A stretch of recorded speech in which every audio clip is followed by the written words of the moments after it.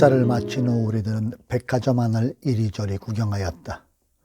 백화점에는 참으로 좋은 물건이 많이 쌓여 있었다. 나도 여자다. 내가 만일 죽으려고 덤벼드는 처지가 아니라면 사고 싶은 것을 마음껏 골라 다 샀을 것이다. 나는 내 눈에 드는 제일 따스해 보이는 모양 좋은 최신형 양복을 한 벌 샀다. 죽을 때는 죽더라도 동경에서 제일 가는 고급업 한 벌을 사입자는 셈이다. 여저머니 내가 산 옷을 싸고 있을 때 옆에 서 있던 박영창 청년이 소리를 지르며 반가워하며 인사하는 사람이 있었다. 나도 누군가에서 돌아보니 거기에는 아주 젊고 잘생긴 한 쌍의 부부가 백화점 구경을 하러 나왔다가 박청년과 만나서 인사를 하고 있는 것이었다. 일본인들은 모두 키가 작고 여자나 남자나 나보다 큰 사람은 많지 않은데 이 부인은 나같이나 키도 크고 예쁘고 그 옆에 나란히 선 남편도 키가 늘씬하고 단정한 얼굴 모습이 아주 훌륭해 보였다. 영창 씨가 나를 그들에게 과장되게 소개하니 그들도 겸손히 절을 했다. 나는 부끄러워서 얼굴이 화끈화끈 달아오르는 것을 느끼면서 같이 절을 했다. 그 부인은 바로 한국의 간디라고 불리우는 조만식 선생의 따님과 그의 남편이었다. 우리는 호텔로 돌아온 후 2일간을 쉬면서 다음 만나볼 대상자를 의논했다. 정치가 중에서 우리에게 가장 이름이 알려지고 귀에 익은 사람은 전 총독이었던 우각기 대장이었다. 전화번호 부책을 찾아서 그의 집을 알아냈다.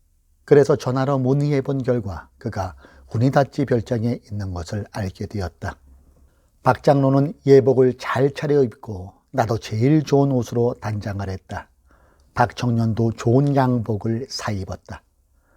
바람이 몹시 불고 흐린 날씨였으나 다행히 비는 오지 않았다.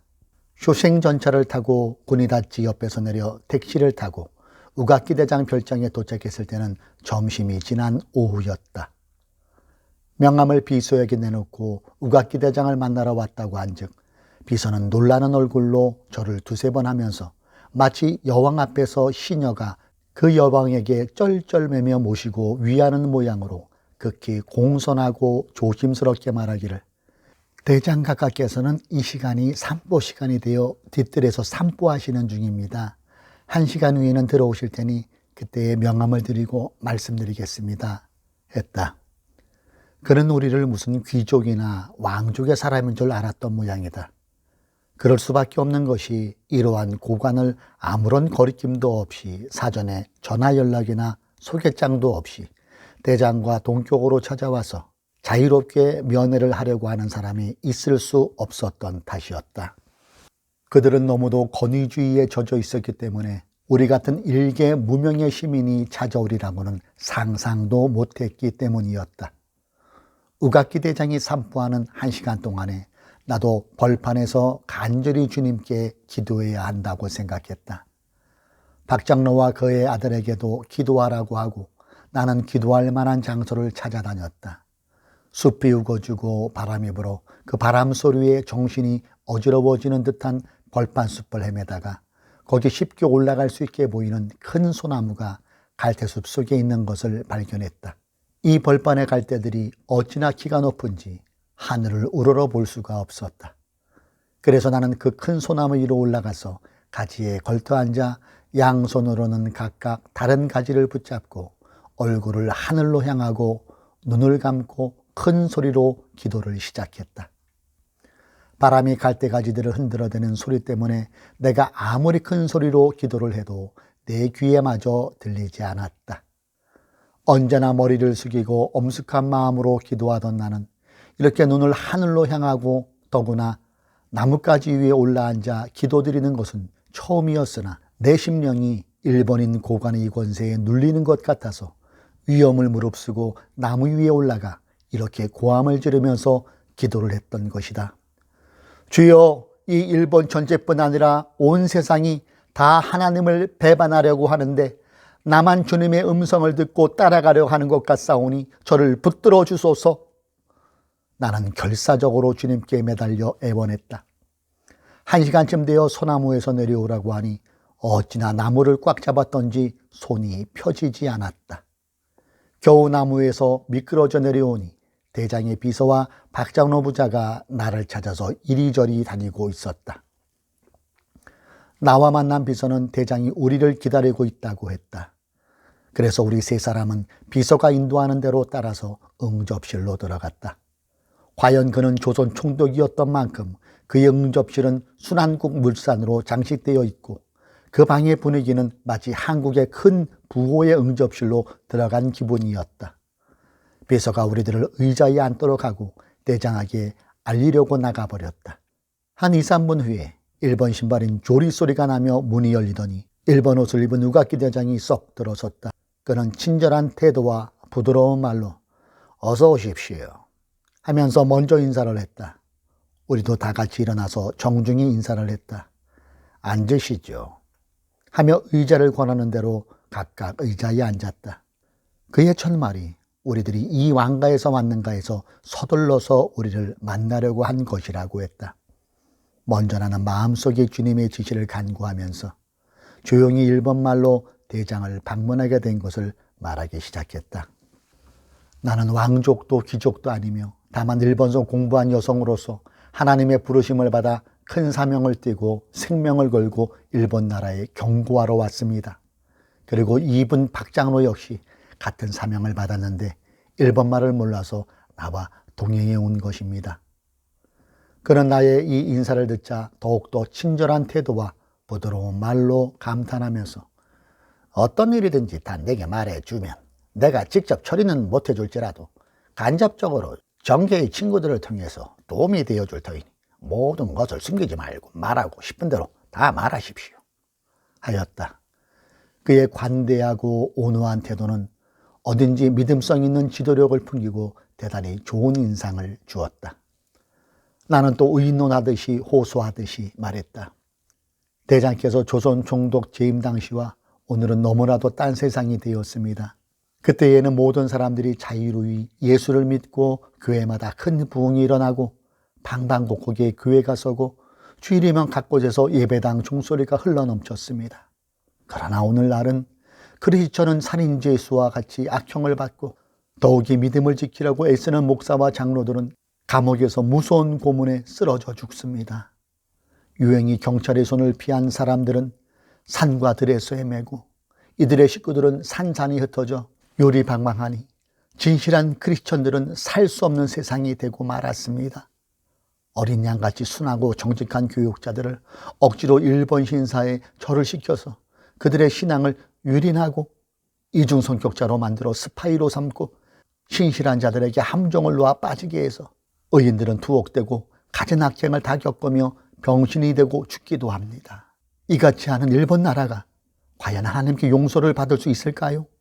대장께서는 나라나 백성이 천지를 지으신 하나님을 거역하고 그 신자들을 핍박하고도 망하지 않는 일이 있을 것으로 믿으십니까? 조용하게 앉아 듣고 있는 그의 얼굴 표정도 차차 달라져 갔다. 나는 다시 대장께서는 성경을 어떻게 믿으십니까? 하고 대담하게 물었다. 그는 내 얼굴을 자애스러운 눈으로 보면서 나는 독일에서 공부를 했는데 내가 하숙하고 있던 집 아주머니가 바로 열렬한 크리스천이어서 아침마다 식탁에서 성경을 꼭 읽은 후에 식사를 했던 거로 성경에 대한 특별한 관심을 가지고 있습니다. 나는 하나님을 거역하고서는 서지 못하는 것을 믿고 있습니다. 라고 말했다. 이 말을 들은 나는 참 감명이 깊었다. 미리 준비해 갔던 값비싼 성경을 그에게 선물로 주면서 우리는 대장께서 앞으로 더욱더 성경을 많이 보시고 성경도들어 사시기를 위해서 이 성경을 선물로 가져왔습니다.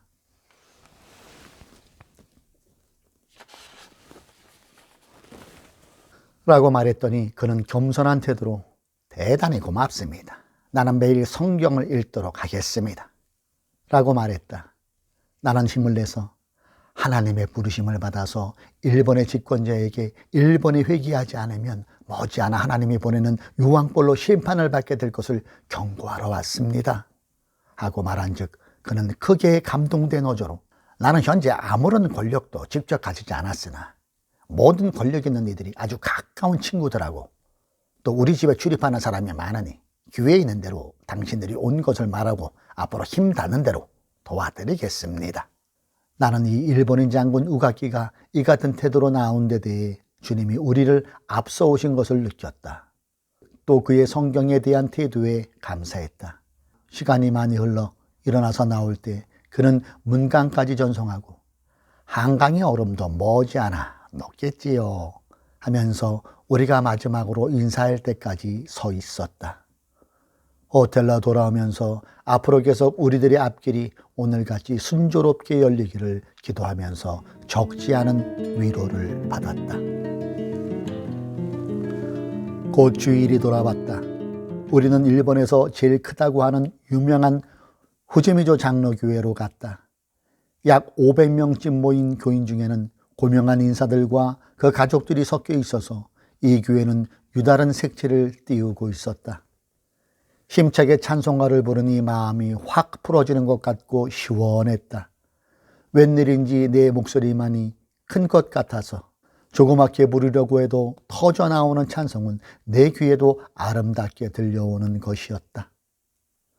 목사가 20분쯤 설교를 했지만 설교라기보다는 철학 시간에 교수가 빈틈없이 준비된 원고를 읽어주는 감이 있는 설교로서 간단히 끝났다. 우리 한국교회에서 1시간 동안이나 설교해도 지루하지 않은 성신이 충만한 목사들의 설교에 비하면 후지미조 교회 목사의 설교는 너무도 대조적이었다. 거기는 예수님의 이름도 별로 불러지지 않았고 거룩하신 하나님의 오르심과 사랑도 불러지지 않았다. 목사가 20분간으로 설교를 끝내는 이유가 어디에 있을까? 예배를 인도하는 목사가 십자가의 중심에서보다 지식으로만 설명을 하자니 더 길게 말할 것도 있을성 싶지 않았다. 일본을 대표한다는 제일 큰 교회의 모습이 이렇구나 하니 마음이 서글퍼지는 것을 금할 수가 없었다. 예배가 끝나자 나는 급히 목사에게로 달려갔다. 내가 목사실을 찾아가서 목사를 만나니 놀라운 표정으로 우리를 보면서 아울러 경의를 표했다. 나는 미호시 목사에게 다짜고짜로 히비키 중장을 만나게 해주세요 라고 말할 때 마침 그의 뒤에 키가 작고 머리가 하얗게 산 할아버지가 따라왔다. 목사는 그를 보자 즉시 이분이 히가키 중장이십니다 하고 자기는 가버렸다. 그는 목사의 말을 듣자 내게로 가까이 와서 반가운 얼굴을 했다. 나는 공손히 머리를 숙여 인사를 한 뒤 오늘 이같이 중장을 교회에서 뵙게 되니 대단히 반갑습니다. 저는 한국에서 온 여성입니다 하고 정중히 인사를 했다. 순진해 보이는 이 노인은 티가 없는 어린애 얼굴 같았다. 그는 가장 친한 친구를 만난 것 같이 반가워하며 너가 하비키인데 어떻게 찾아왔습니까? 하고 물었다.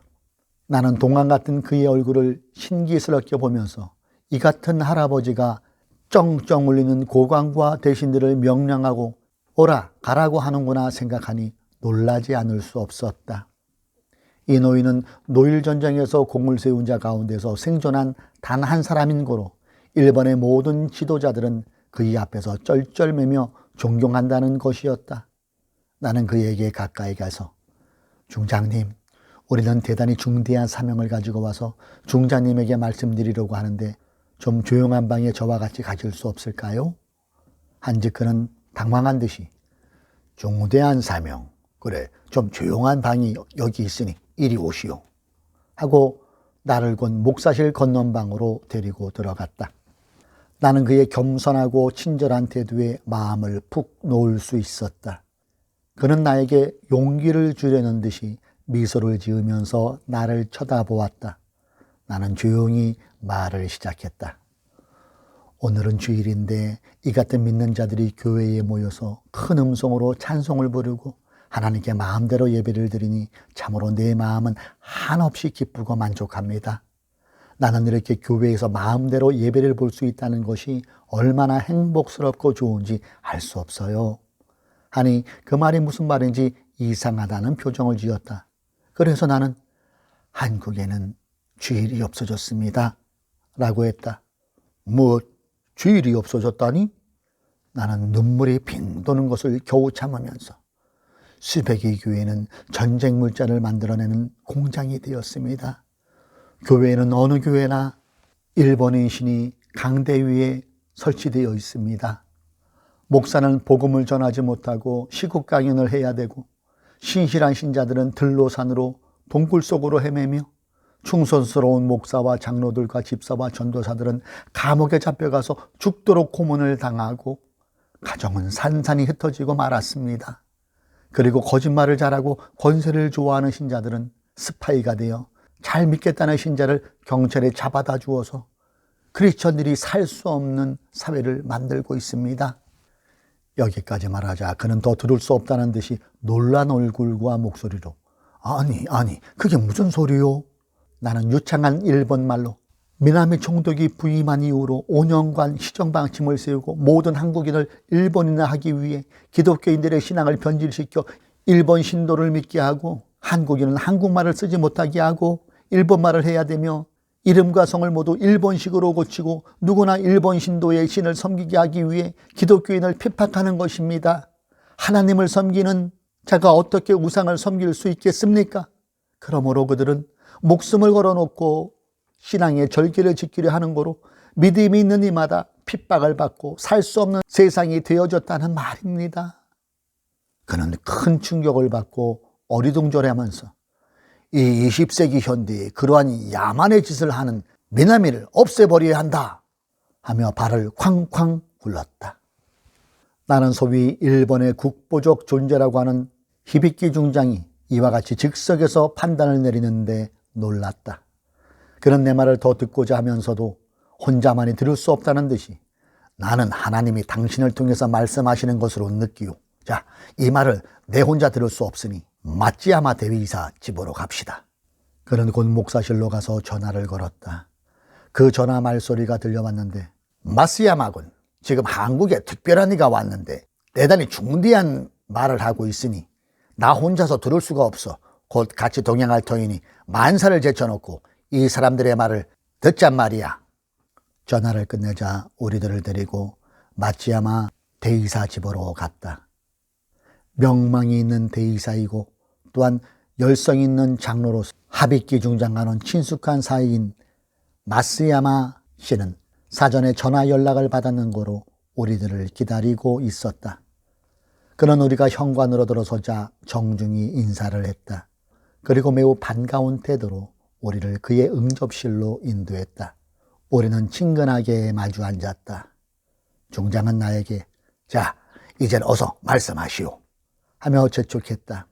마찌야마 씨도 궁금한 듯한 얼굴 표정으로 내 말을 기다렸다. 나는 똑바로 앉아서 조심스럽게 말하기 시작했다. 미나미 총독은 일본인 신을 높이기 위해서 모든 한국인으로 하여금 신사에 가서 절을 하게 하지만, 한국인들은 이 알지도 못하는 신을 기뻐 섬기는 이가 없을 뿐 아니라 기독교인들을 핍박하고 못살게 하자 한국인의 인심은 오히려 하나로 뭉쳐 한국은 독립하지 않고는 살 수 없다고 깨닫게 하고 있습니다. 10전씩에 팔면서 섬기라고 강제하는 일본신은 10전짜리 종이입니다. 모든 학생들에게 그것을 강제로 팔아서 집에 모시라고 하기 때문에 부득이 10전씩 주고 사다가 모시기는 고사하고 돼지우리칸이나 변소에 끼워놓고 10전짜리 중이시나 하고 침을 뱉기도 하고, 가미가미 지리가미 하나가미 하고 업신여기고 미워하고 천대하고 있지요. 부악하고 잔인한 고문으로 예수를 잘 믿겠다고 하는 목사와 장로를 도둑놈같이 학대하고 핍박합니다. 매를 맞고 병신이 된 이와 죽은 이들이 그 얼마나 많으며, 또 이로 인해 모든 한국인들은 의분을 금치 못하고 있습니다. 그들의 친구와 친척은 물론 동네 사람들이 모두 일본을 저주하고 하루속히 망하기를 밤이나 낮이나 속으로 빌고 있는 형편입니다. 그들은 기가 막히다는 듯이 눈을 크게 부릅뜨고 어리벙벙해서 이게 무슨 있을 수 있는 일인가 하는 표정들을 했다. 나는 계속했다. 저는 아직도 나이도 어리고 고생도 모르고 자랐지만 일본말을 이만치 하는 거로 하나님이 나를 불러서 가서 이 모든 사실을 전하라고 보내신 것입니다. 몇 번이나 때리는 몇몇 목사님들이 일본에 와서 이 사실을 말하려다가 모두 연락선과 기차에서 잡혀서 감옥으로 끌려가 비참한 형벌을 받고 있기 때문에 하나님이 나 같은 여자를 보내신 거지요. 하비키 중장은 마치야마 대의사에게 그래서 그 미나미 놈이 지난번 국회에 와서 무엇라고 자신 있는 말을 짓거리고 갔구만. 그 자를 불러오도록 하는 수밖에 없는데 하니 미치야마도 그런 자를 이런 중대한 시국에 한국으로 보낸 것이 잘못이었지요. 그 자는 한국인들을 모두 인형인 줄만 아는가 보지. 흥! 하고 비웃는 것이었다. 히비키 중장은 그자의 그 무지한 태도부터 덜 대먹었단 말이야. 이것은 수치야, 수치. 자, 그러니 무슨 도리를 강구해야 할 밖에 하니 마치야마 씨는 다시 나를 뚫어지게 쳐다보면서 당신은 한국에서 태어난 일본인입니까? 하고 새삼스럽게 물었다. 그러더니 다시 아니면 부모님 중에서 한 분이 일본인이신가요? 하고 물었다. 나는 똑똑한 말로 나는 순한국 사람이요. 내 부모도 모두 한국 사람인데 저는 일본 교육을 지금까지 받아왔어요. 동경에서 공부하셨나요? 네, 동경 가세이여관 연극과에서 공부했지요. 하였더니 그는 가세이여 학원이면 내 아내가 나온 데입니다. 내 아내와 동창이시구만요. 혹시 당신은 귀족 중에 한 분이신가요? 나는 미소를 지으면서 아니요, 귀족도 아니고 양반도 아니고 예수를 믿는 사람일 뿐이지요. 하니 그는 고개를 끄덕끄덕하면서 이런 중대한 일을 알려주셔서 참 놀랍고 또한 고맙습니다. 나는 이 중대한 사실을 전체 대의사들에게 알려야 할 것으로 생각합니다. 또 내 아내가 황후폐허의 친구인 만큼 기회가 있으면 황후폐허에게도 이 말이 들어가도록 해서 당신을 만나게 되면 참 좋겠습니다. 그들은 즉석에서 우리 일행을 격려하면서 친밀한 여러 국회의원들을 전화로 불러내더니 널리 만나도록 하라고 말했다. 과연 참다운 신앙에는 국경과 민족의 차별이 없었다. 두 사람은 우리 일행을 통하여 미나미 총독이 탄압상을 듣고서 말할 수 없는 동정과 의분을 느끼면서 개탄하여 맞이하였다. 그들은 말하기를 이번에야말로 참된 복음의 사자들이 일본에 찾아왔다고 기뻐했다. 얼마 전에 한국교회의 대표 3사람이 다녀갔지만 그들은 이같이 비참하고 절박한 교회 탄압 실정담은 별로 얘기하지 않았다는 것이었다. 하비키 중장과 야짜마 대의사는 아주 우리와 친한 구명같이 가까워졌다. 그리고는 긴장을 풀고 또 나에게도 긴장을 풀게 하려는 친절해서인지 이런저런 이야기를 하다가 혹시 당신도 내 말을 들으면 누구라는 것을 짐작할 수 있는데 우리 중의원 대의사 중에도 반도 출신이 한 사람이 있어요.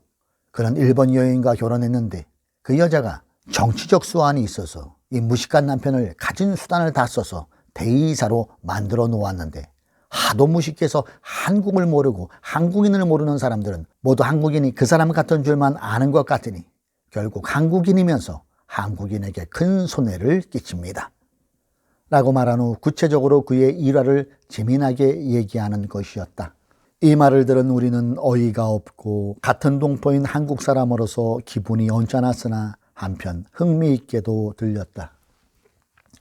하비키 중장은 요직 대의사와 국가의 중요 인물들을 전화로 불러서 그들에게 기어이 우리를 만나라고 말했다.